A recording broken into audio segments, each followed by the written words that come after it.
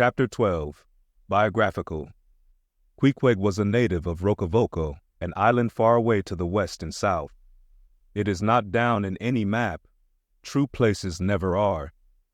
When a new-hatched savage running wild about his native woodlands in a grass clout, followed by the nibbling goats as if he were a green sapling, even then in Queequeg's ambitious soul lurked a strong desire to see something more of Christendom than a specimen whaler or two. His father was a high chief, a king, his uncle a high priest, and on the maternal side he boasted aunts who were the wives of unconquerable warriors. There was excellent blood in his veins, royal stuff, though sadly vitiated, I fear, by the cannibal propensity he nourished in his untutored youth. A Sag Harbor ship visited his father's bay, and Queequeg sought a passage to Christian lands. But the ship, having her full complement of seamen, spurned his suit, and not all the king his father's influence could prevail. But Queequeg vowed a vow. Alone in his canoe, he paddled off to a distant strait which he knew the ship must pass through when she quitted the island. On one side was a coral reef, on the other a low tongue of land covered with mangrove thickets that grew out into the water.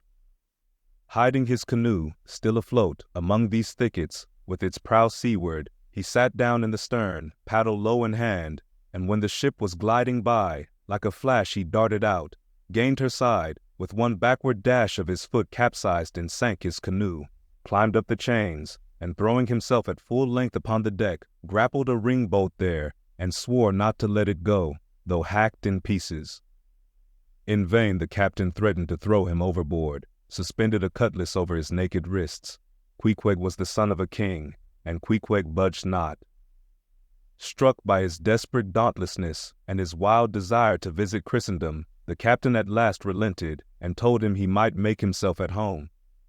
But this fine young savage, this sea prince of Wales, never saw the captain's cabin.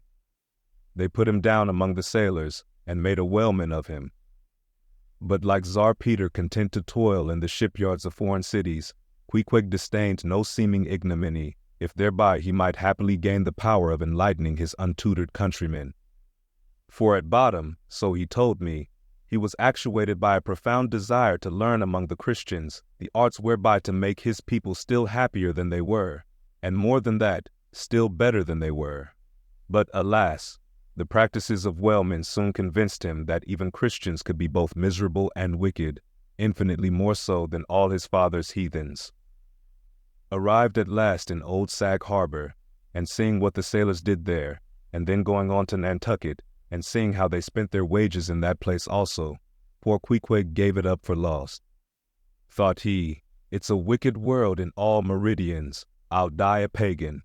And thus an old idolater at heart, he yet lived among these Christians, wore their clothes, and tried to talk their gibberish. Hence the queer ways about him, though now some time from home. By hence I asked him whether he did not propose going back and having a coronation, since he might now consider his father dead and gone, he being very old and feeble at the last accounts. He answered no, not yet, and added that he was fearful Christianity, or rather Christians, had unfitted him for ascending the pure and undefiled throne of 30 pagan kings before him. But by and by, he said, he would return, as soon as he felt himself baptized again. For the nonce, however, he proposed to sail about and sow his wild oats in all 4 oceans. They had made a harpooner of him, and that barbed iron was in lieu of a scepter now. I asked him what might be his immediate purpose touching his future movements. He answered to go to sea again in his old vocation. Upon this, I told him that whaling was my own design, and informed him of my intention to sail out of Nantucket as being the most promising port for an adventurous whaleman to embark from. He at once resolved to accompany me to that island, ship aboard the same vessel, get into the same watch, the same boat, the same mess with me, in short to share my every hap, with both my hands in his, boldly dip into the potluck of both worlds.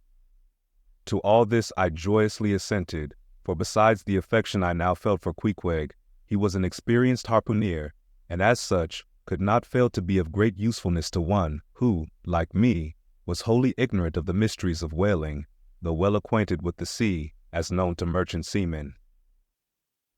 His story being ended with his pipe's last dying puff, Queequeg embraced me, pressed his forehead against mine, and blowing out the light, we rolled over from each other, this way and that, and very soon were sleeping. Speed up your reading and enhance your memory with Moby Dick by your side. Choose the tactile joy of a physical book or the convenience of Kindle and discover a deeper way to dive into this classic.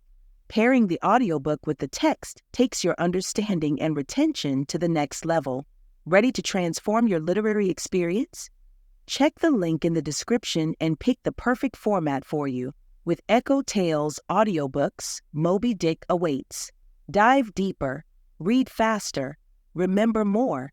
Get your book now.